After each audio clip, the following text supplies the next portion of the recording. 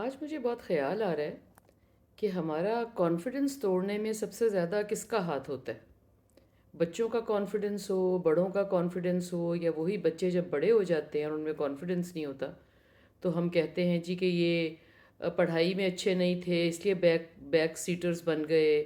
اور یہ ان کو بولنا اچھا نہیں آتا اس لیے سب میں یہ گم گم رہتے ہیں، یا ان کا ڈریس اپ اچھا نہیں ہے، یا ماحول ان کے برابر نہیں ہے، یا کمپلیکسڈ ہیں۔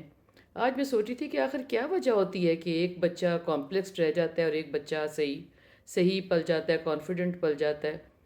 تو مجھے لگا کہ اس میں ہمارا اپنا بہت ایک تو ہمارا اپنا بہت ہاتھ ہے کہ فرض کریں کہ ہمیں کوئی پریشانی مل رہی ہے، بچپن میں کوئی پیار نہیں کر رہا، یا کوئی فائنینشیل کرنچ ہے، یا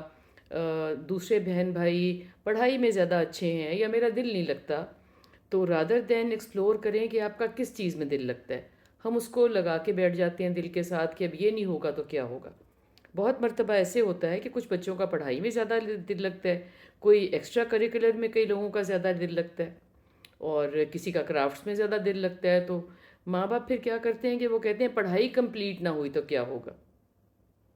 مگر دیکھنے میں یہ آیا ہے کہ اگر آپ کچھ عرصہ بچوں کو بریک دے دیں کہ جو وہ کرنا چاہتے ہیں وہ کر لیں، تو میرا خیال ہے کہ یہ ہیلپ ملے گی ان کو کہ وہ واپس پڑھائی کی طرف آ جائیں، اور ان کو سمجھ میں آ جائے کہ پڑھائی سے بہتر کوئی چیز نہیں ہے۔